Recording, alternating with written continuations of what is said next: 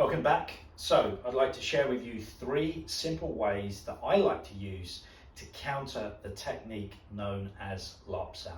Join me at the end of the videos so that I can discuss a little bit more about each of the 3 scenarios. From here, punch low, punch high. So this is your front turning punch. There. Lap for lap, using the Wing Chun. 1, I rip it out and I turn and I lap. So this one's one of my favourites. It gives you a different type of energy. You lap and punch and I view. So from there, I view and obviously you follow up. So it's very different to the Wing Chun, which you retract your hand. This one, you thrust it forward and it puts your partner under pressure. Okay, so there you have it. 3 simple ways that you can use to counter a technique known as Lap Sau. More importantly, you need to start learning some simple ideas on how to counter pretty much the most frequently used technique in the Wing Chun system. So to break it down, the first application or scenario that I'm doing is I'm using the Wing Chun to cover and protect the head and the throat, and then I'm countering with a front turning punch. You can use a rear turning punch. It does require you to do something different with your hands, but generally I'm favouring the front turning punch because it's nearer to your opponent and you can actually get some really good power, and it stops you getting caught up in lapping your opponent back, which when you don't have the experience, you do not want to get drawn into trapping and pulling people's arms and that sort of thing. You want to keep your training very simple and you want to learn to hit people when they attack you. So I like the first application just because it's simple, it's effective. You're just using the concept of the Wing Chun from Sulin Tao, which is relevant to a beginner, and it pretty much guarantees to get results very quickly just because of the simple fact that you're actually hitting your opponent. The second scenario or application is I'm generally using what I call lap for lap, which is slightly more advanced as such, in a sense that when somebody's lapping you, you're using your Wing Chun and then you're returning with the actual same technique they're attacking you with. And in my experience, that's a great way to start learning how to spar in Wing Chun, which is to isolate the same techniques so that you recognize what the technique feels like when it's been done to you, and you can actually find the right timing to apply the same technique back and just develop a basic level of skill with one technique.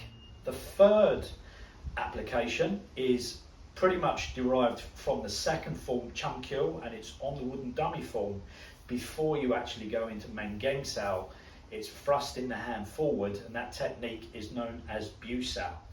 The reason why I like the Bu Sao is because it puts your partner under pressure. When they lap and they throw a punch at you, you thrust the hand forward and you throw some weight into it back at them, which is very different than covering and hitting, because if you cover, 9 times out of 10 a good Wing Chun practitioner will control the rear guard because they've got the skill, and they actually, some advanced practitioners work on the assumption that their first movement's always going to get blocked, and obviously the goal is sometimes to control that rear guard. So when you're covering with the Wing Chun, you are pretty much setting yourself up. That's if your counter punch is not timed well, you're setting yourself up to get trapped. So with this technique, when your hand is trapped and somebody's punching at you, thrusting the rear guard forward in Bu Sao puts them under pressure, and it gives you a moment to start fighting back. And that's really why I like that technique, because it is very much offensive. Lap Sau is one of the most frequently used techniques in the Wing Chun system.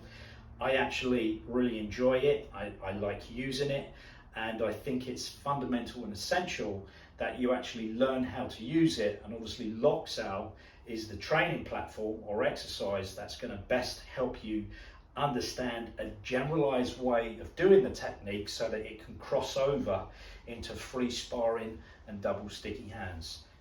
If you have any questions about the 3 scenarios and you want to learn more, we do have 10 or 12 different ways to counter this simple lap and punch.